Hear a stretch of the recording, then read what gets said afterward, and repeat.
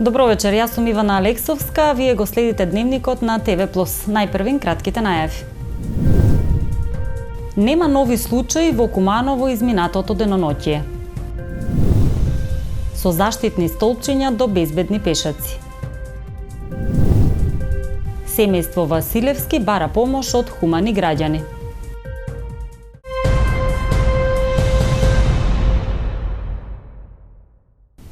Нема нови случаи позитивни на COVID-19 во Куманово изминатото деноноќие. На ниво на државата регистрирани се нови 22 случаи. Во изминатите 24 часа нема регистриран нов случај позитивен на COVID-19 од Куманово. Како што информираше Министерството за здравство, на ниво на државата евидентирани се 22 нови случаи на COVID-19. И тоа Скопје 8, Штип 2, Прилеп 2, Тетово 3, Струга 1, Велес 4, Свети Николе 1 и Гостивар 1. Досега во земјата се направени вкупно 22.255 тестирања на COVID-19, а само во изминатите 24 часа направени се 533 тестирања. Од вкупниот број направени тестови во изминатото деноноќие, 203 теста се во рамките на скринингот во градинките во Велес и Скопје, и сите се негативни. Од досега направените 908 тестирања на вработените во градинките во Битола, Скопје и Велес, потврден е само еден позитивен случај на COVID-19 во Битола. Министерството информира и дека во градската општа болница Скопје почина пациент од Скопје на 78 годишна возраст, како и пациент од Тетово на 77 години.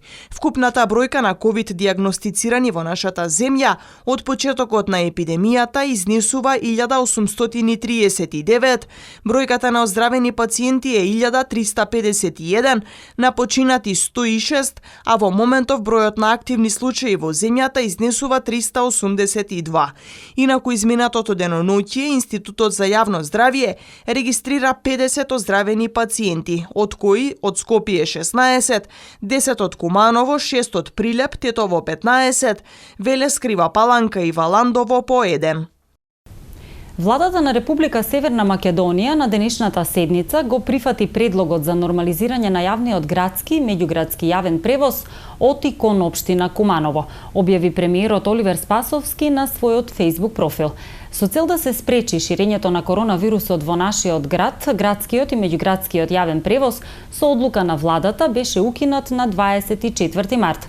Кумановци речиси 2 месеца мака мачеа да стигнат навремено до своите работни места, здравствени установи и други институции поради укинатиот јавен превоз, а пак Општинскиот штаб за заштита и спасување на својот последен состанок одржан на 11 мај побара од владата делумно враќање на градскиот превоз за потребите на стопанството.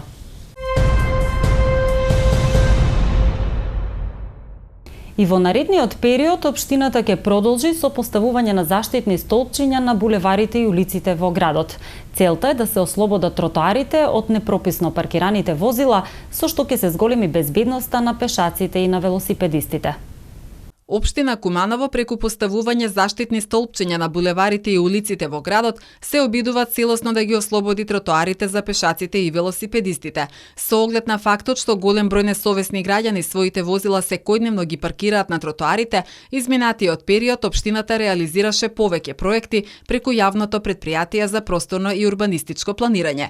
Пред 10 дена заштитни столпчиња беа поставени на тротоарот на улицата Пиринска, покрај тениските терени кај спортската сала и паркот пред комплексот Отворен и затворен базен, а се подготвуваат проекти и за други улици, информираат надлежните. Во фаза сме на изработка на проект за булеварот Трета македонска ударна бригада, кој што делумно не е уреден со ступшиња, сакаме целиот да го затвориме исто како што го затвориме претходно и булеварот Октомвриска револуција и да дадеме непречен прилаз само на оние објекти кои што согласно деталните урбанистички планови имаат решено прилаз токму преку булеварот.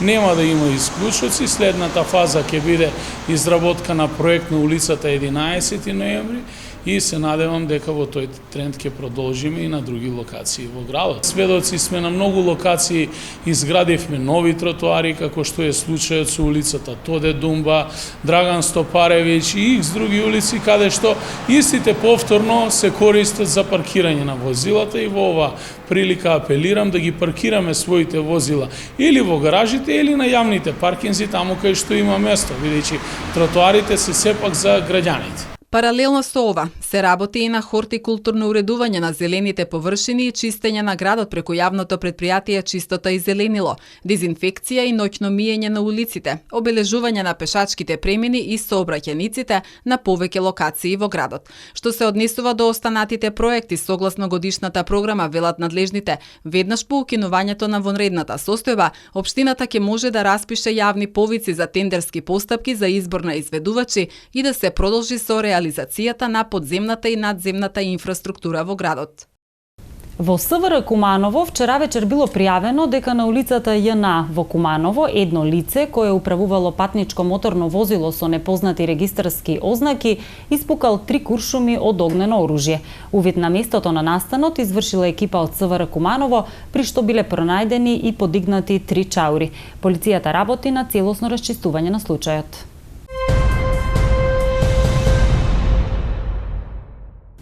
Шестчленото семејство Василевски бара помош од хумани граѓани. Тие живеат во лоши услови, родителите се невработени. Единствените примања на семејството се од посебниот додаток за едно од децата кои со посебни потреби. Шестчленото семејство Василевски, кое живее на Пчински пат, е во тешки услови, па секоја помош од институциите и граѓаните е добре дојдена. Денис и Сабина се родители на 4 малолетни деца. Тие се невработени, а во моментов живеат од посебниот додаток за едно од децата, кое е со посебни потреби. Денис собира и пластични шишиња, но тоа изнесува од 300 до 400 денари. Тој последниве 3 месеци е без работа. Бев како од 95 година до 26 години имам зимано домска заштита како деца без родители и они ми плаќале кирiju до 26 години. Од 26 години јас сам плаќам снаваѓам се кој ме пушта приватна куќа, пуштивме да седу месец, два, зачувам го куќа што се вика и на крај ти вика мора да се продаде, мора се новинира, мора ви да искочите. И ја дојде време, фала му на Господа, овој сопче и ходничето е малку пратило да го направа, ама немам услови, без струја, без вода смо 3 години. За да го досреди домот, но и да приклучи струја и вода, му се неопходни средства, кои што ги нема во моментов. Аплицирал, но се уште не може да најде работа. Бираме флаши, користев пред 7-8 години социјална парична помош, али тие што ги збирам флашите и што ги продавам, тие едат на сметка. И ме видоа дека јас земам на сметка пари по 300-400 денари денеска, дали ќе ги земам у питање и не ти ги дават кеш, ти ги дават за 3-4 дена тие пари, за да може ја да преживам. Месец дена дали он ќе изваду 7-8 илјади. Ето тај. А се 7-8 илјади не можеш да пројдеш 4 деца. Еве гледате сами, жена невработена. Единствената помош која што пристигнала за семејството е хуманитарен пакет во вонредната состојба, но велат пакетот бил доволен само за неколку дена. Многу ми е тешко, со болни деца. Треба ми услови, значи да се бајнат, да се чистат, у школу идат, значи да се водат, да се донасат и така. Многу е тешко. Од Центарот за социјални работи Куманово потврдија дека семејството Василевски во моментов е примател на посебен додаток, но во завршна фаза се и документите за остварување на правото за додаток за трето дете. Сите хумани граѓани кои што сакаат да донираат на ова семејство, тоа може да го сторат на телефонскиот број 077 854 865. Вчера вечер во СВР Куманово било пријавено дека во селото Слупчане, по претходна расправија со сосед, едно лице испукало проектил во воздух од автоматска пушка. Увид на местото на настанот извршила екипа од СВР Куманово, при што била пронајдена и подигната една чаура. Пријавениот бил лишен од слобода и приведен, а му било одземено и оружјето. По документирање на случајот ќе биде поднесена соодветна пријава, информираат надлежните.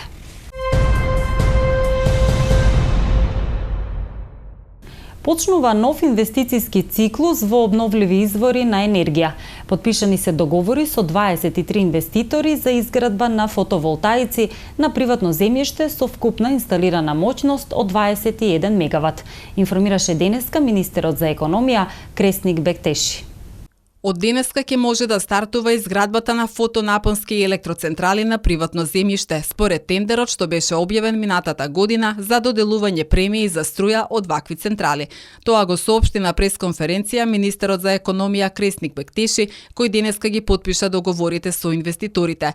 Тој рече дека еден од главните приоритети на владата е подобар квалитет на животот на своите граѓани, а овој приоритет се применува и во енергетскиот сектор преку политики кои овозможуваат промоција на обновливите извори на енергија, како и унапредување на енергетската ефикасност.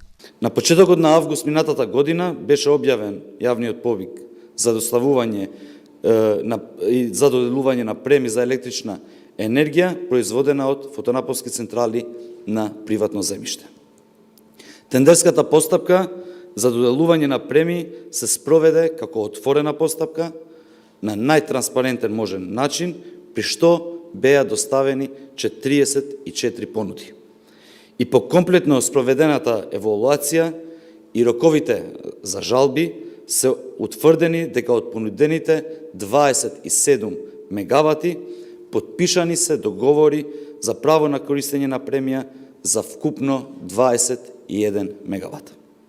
Согласно доставените понуди за 29 локации низ целата држава со вкупно 23 инвеститори во 16 општини во нашата држава. Инвеститорите ќе имаат рок од 3 години да завршат со изградба на фотонапонските електрани и по пуштањето во употреба на истите ќе се потпише договор за користење на премиуми во траење од 15 години. Инаку што се однесува до угостителските објекти, како што рече Бектеши, Министерството за економија како надлежно за секторот угостителство ги почитува сите предлози и препораки од Комисијата за заразни болести.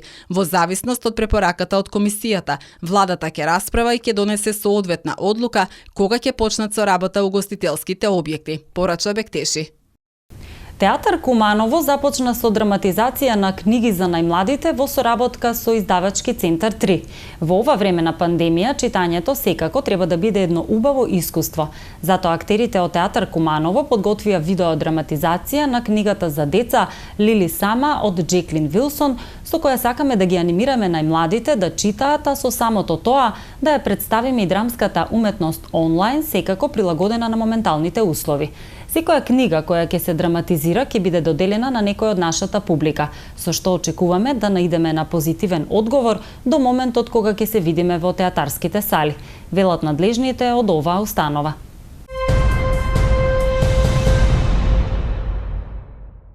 Во продолжение неколку информации од државата.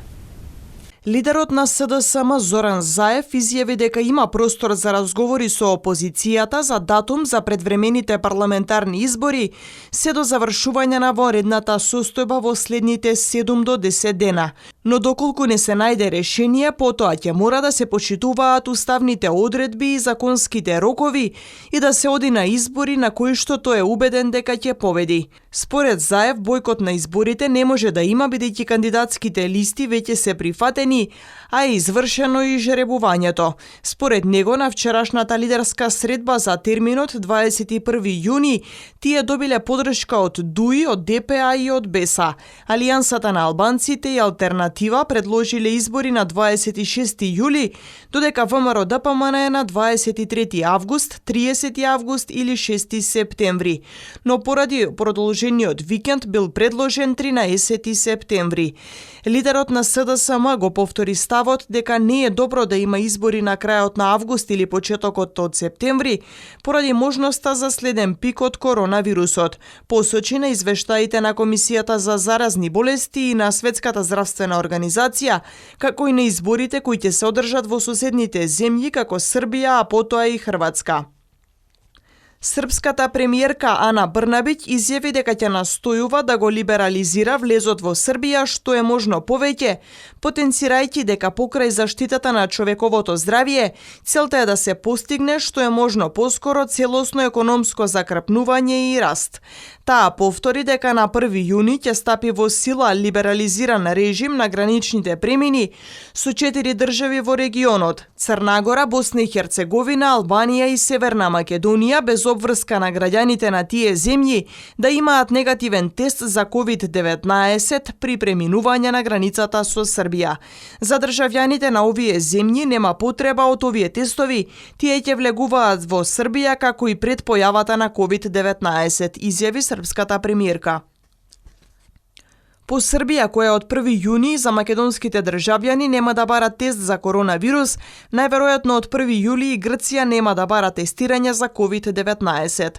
За сега идејата е сите да бидат тестирани, но 1 јули е далеку, така што најверојатно нема да биде задолжително, соопшти министерот за туризам на Грција Харис Теохарис. Според него протоколите и правилата најверојатно ќе претрпат измени, но напомена дека здравствените власти од регионот допрва ќе разговараат на оваа тема. Мерките се уште до крај не се дефинирани, тие ќе бидат договорени на билатерално ниво.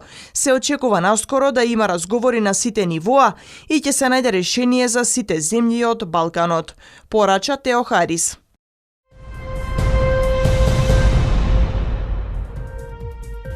Времето денеска во Куманово беше променливо сончево. Максималната температура се искачи до 31 степен, а минималната беше 19 степени Целзиусови. За утре метеоролозите најавуваат променливо сончево. Дневната температура ќе достигне 31 степен, а утринската ќе биде до 19 степени.